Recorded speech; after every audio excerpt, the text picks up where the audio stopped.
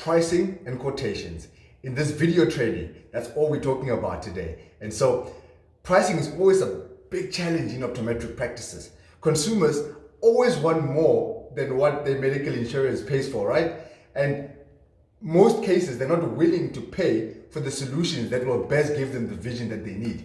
And so some of the things that we're going to cover today pertaining to pricing are, what are the possible reasons that people don't buy? Could it be that they're not having enough money? They don't see the actual need at that particular point in time. They don't have a desire. There's not been trust that has been established between yourselves and them. Or perhaps they're not in a hurry. The question you need to always ask yourself though is, who loses more when they don't buy? The business or the practice? Think about it this way. Consumers buy products all the time. Shoes, bags, clothes, to reflect who they are and what they want. And so why should the same not apply for eye care related services and products, right? So think of your optometry practice that you're working in as a place of eye health, visual management, patient care, as a place where people come for fashion, trends and accessories, a place where people come to complete their look. They need shoes, they need bags, they need clothes as a whole, they need eyewear.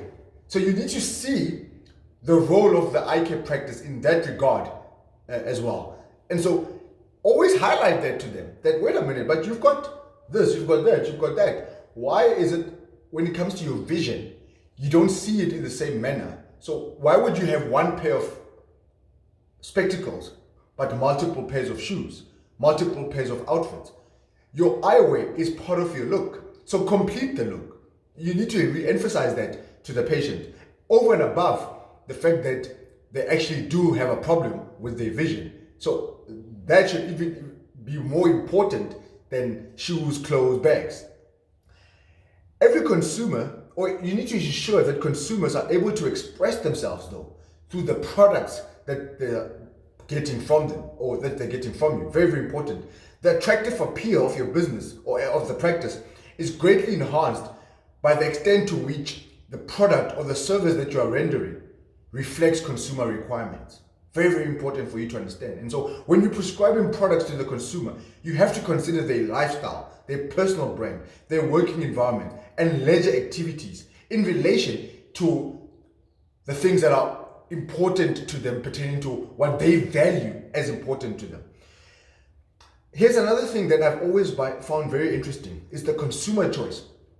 As optometric practices, we should never give a consumer the choice between something and nothing. They should always be choosing between something and something else. Examples, one pair of spectacles with this coating and another pair of spectacles with that coating. A pair of spectacles with sunglasses, or a pair of spectacles with a pair of contact lenses, for example. One pair with this tint, one pair with that tint. They should always be choosing between something on one product and also something on another product. So a lot of the times when we're doing this buy one, get one free, it's always going to be you putting everything that is important that the patient needs on the main pair, neglecting the second pair. And so they end up seeing that second pair as a by the way product, not as important as the main pair. So never communicate pricing, specials, deals, promotions more than you communicating clinical features, benefits, and the value of a product. Very, very important that you communicating that as compared to the other one. And so to a large extent as an industry, I think we have created a very low expectation of ourselves by constantly selling buy one, get one free. Consumers end up coming to the practice expecting exactly that. So we need to change that. It's very, very important. The selling point should always be from a value part of here are the clinical features of pair one versus the clinical features and benefits of pair two. And this is what we're putting on the pair one in terms of lens enhancements, and this is what we're putting on pair two in terms of lens enhancements. Based on your visual complaints and concerns, this is what you should expect to see from pair one, and this is what you're going to be seeing from pair two. They are performing two different functions because you are wearing them on two different occasions. But both of them are going to ensure that your visual experience is top-notch. And so don't sell the free pair as a by the way product, because it will be treated as a by the way product. There's a topic that always comes up from a lot of optometric practices, and that is, how should we approach the price discussion, right? Which is what this topic is all about, pricing and quotation. So I just wanted to start off the conversation by just highlighting key components pertaining to why people don't buy, the consumer choice in terms of what they should always be choosing from, and this whole notion around the free pair. Now, let's talk about how should we actually be approaching the price discussion. And it's very, very simple, actually. It's not as complicated as it might sound. And I'll start off with my first point is, certain components of the management solution should always be seen as the gold standard in the practice. What do we mean? These are the advanced coatings, tints, lens materials that you want people to actually be having on their pair of spectacles. And so always allude to them from the onset and not at the end of the conversation where you're now having to select eyewear. It should, for example, a patient comes into the practice complaining of light and glare when sitting in front of the laptop all day, right? That is what is important to them. So why not introduce the possible ideal management solution at that point in time, as opposed to at the end? How would you introduce it? Actually, so the past few weeks, we've actually seen an increasing number of people complaining of the same thing that you are complaining about. So depending on how much time you are sitting in front of a PC, you will either need a pair of spectacles with this coating, and then that's where the opportunity that you're mentioning, the premium brand, or this coating, then you're mentioning the second best one. And that will obviously depend on the diagnosis at the end of the day that the optometrist is going to get. And so one of the things that you also might consider, depending on the full extent of that complaint that you're having, is also a tint that might change color when you go outdoors and change color when you come indoors. And even with that, a lot of times people think it's just going dark when you're outside and coming lighter when you're going indoors. Even with that, there are different types. There are some that change when you're driving in your car. Others are changing when you're not driving in your car. And so very, very important that we highlight this to you now, so that when you go in with the optometrist, they can actually assess to what extent is this problem bothering you, so that you get the right product for you. So it's very, very important. What you're doing by that approach is that you are laying the foundation, and the person already can understand that, oh, it's not just a one size fits all anti-reflective coating or a tint. So you're already mentioning the premium brands based on the complaint that he or she is highlighting to you right from the onset. So during the eye examination procedures, the optometrist will reiterate the coatings that you made mention of over and above throughout the conversation. And then they might introduce the possibility of that second pair. So now you see how that second pair of glass of spectacles came into the conversation. It was not just something that you say, hey, we've got a promotion, and now you say you can buy one, get one free. You have actually introduced the second pair based on the problems that you have identified in the examination room or during the screening tests that were being done. And so remember that at this stage though,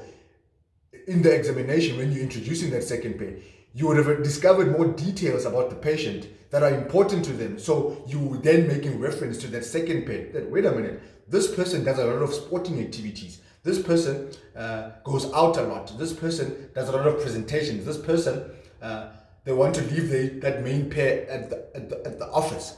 When they get home, they don't want to be carrying around their pair of spectacles. They want another pair. So you already have identified the opportunity for you to say, wait a minute, your lifestyle, your working environment, your leisure activities are different. And so we're introducing 2 pairs, 3 pairs of glasses to make sure that based on whatever needs that you have, visually, you're not compromising your visual experience. And so this is to ensure now, when you're communicating like this, you're ensuring that the foundation that you laid from the first point that I made is strong and solid. Point number 3, at the end of the examination procedures, you're ready now to select the product and conclude with the management solutions, right? You are selecting the frames, you are selecting them in relation to what you've already been discussing from the time that person started communicating what their problem is.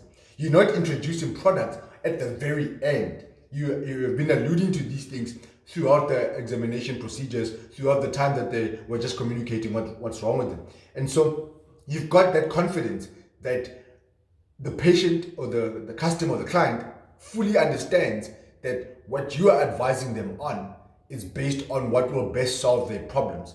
And it's not just you communicating from you wanting to sell them multiple pairs of spectacles, but you have identified in the discussions and the examination results that you actually do need multiple pairs of spectacles. So you don't start the conversation at the end.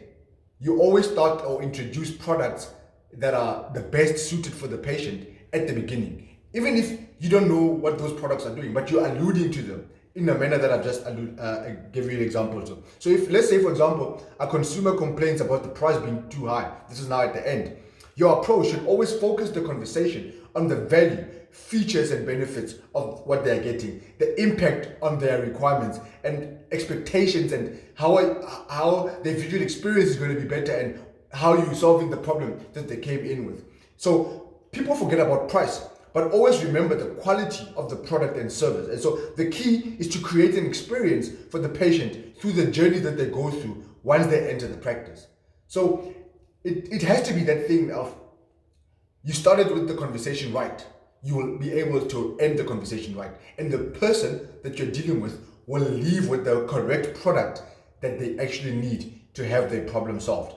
And so how should we be writing quotations and giving out quotations? Never on pieces of paper. I've seen in certain practices people writing quotations on pieces of paper. That is completely unacceptable. It is imperative that every staff member knows the most common products that are used in the practice. We've alluded to this quite extensively throughout the training, that you need to know that we're seeing these medical aids on a day-to-day basis. These are the top 5 products or pairs of combinations of spectacles that we are dealing with on a day-to-day basis, and you need to know your pricing and your products very, very well. You need to know how the pricing works with the different combinations. You need to know the features and benefits of the products that you are recommending, so that if there's a challenge or opposition pertaining to a particular product that you have recommended and now the patient cannot afford it, when you downgrade, you're not just downgrading to any other product. You know that, okay, the next best option would be this one. And so you're downgrading that based on the quality of visual experience that person is going to have. And you're communicating that with the patient or with whichever consumer that you're dealing with. And one of the things that you need to understand, the price objections that may arise in the discussions and how to work back the pricing. So it's very important that you will be more confident dealing or discussing pricing when you know your products and when you understand the different combinations of products and pricing. The only way that you're going to be able to do that is, I used to carry with me a flip file everywhere I go or I worked, and that flip file had different products, different pricing combinations, scenarios. If I go with this tint with that anti-reflective coating with that material, lens material, this is the price. And I'll do the same with as many combinations as I possibly can. And I would always have my flip file in front of my patient, so that when I'm communicating with them, it's easy for me to not to explain. And I'll put short notes for myself. This was early days when I was still a student. I will put features and benefits of those different combinations, and I'll have those notes of mine so that I can communicate effectively with the patient. And when the more I did it, the easier it became for me to be confident. So I found myself, because I'm doing it every single day with every single patient, I found myself not referring to the file over time, and I could have that one-on-one conversation with the patient with ease, because I got confident and gained confidence from always having that flip file that I reference on a day-to-day basis. And so that's one thing that I want to encourage you, is to have some form of system in place where it can help you be much more efficient when it comes to discussing pricing and writing of quotations and discussing products. And even if you have to have in that same file clinical features and benefits of products that you're using the most, and write them down for yourself or type them out for yourself. Very, very important. Here's a question here. When should you actually close the deal, right? Too early is when you attempt to close before establishing in the consumer's mind significant value for what you are selling. Consumers buy the benefits the product has for them. Always remember that. And so the product must scratch where it itches the most. Value first and then attempt to close. Never close before you having discussed the value of what you are selling to the patient. Always address the needs and desires before attempting to close. Have you solved the problem that the person complained about? That is the most important thing for you to understand. So when you have solved that problem through the discussions with the product that you are recommending for that particular individual, then you know that you have convinced them on the features, the benefits, the value, how they're going to experience it, where they're going to be experiencing it, why they need it. It's easier then to conclude on the pricing. But you cannot start with pricing having not done these few points of discussion that we've just alluded to now. And so make it easy for people to buy from you. Provide them with security in their desires and needs. Ensure they understand and they are informed about what you guys were discussing. Build trust and communication, which is very, very important. Prioritize the value of the product and the service that you're rendering. Each close should be an educational process by which you are able to raise the value of the product or service in the consumer's mind. Never oversell anything. And so you need to have integrity at all times and no compromise on this. That's like so important that they must see genuineness, authenticity, kindness, that you actually care. Quick tip, you need to sort of like, I would recommend that you guys wear the products that you are selling all the time. Very, very important that you actually understand that, wait a minute, this tint or this coating works as follows. This lens material works as follows. So if none of you guys are wearing the products, at least make sure that you understand when people are wearing those products, this is what they're experiencing with that particular product. And so here's something that I just want you to understand. When you start dealing with pricing, quotations, you become a salesperson. And as a salesperson, you are a problem solver. The consumer is always going to be persuaded more by the depth of your conviction than by the height of your logic. And so lead with your best shot first. That's why I said earlier on that start with your best products all the time and start introducing them right at the onset of the journey of a patient when they come into the optometric practice. And you always start at where you want the patient to be at. If you start at the basic options, it's going to be very difficult for you to take them to a higher option. So always start at the highest possible option when you start introducing products, communicating with what will be best for them, what are the possible solutions pertaining to the management that you will be including. Then once you have started there, it's easier then to work your way down. And so that's basically how we recommend you communicating, you introducing products, pricing, how do you close the deal, what to look for when you're communicating with the patient pertaining to pricing and quotations.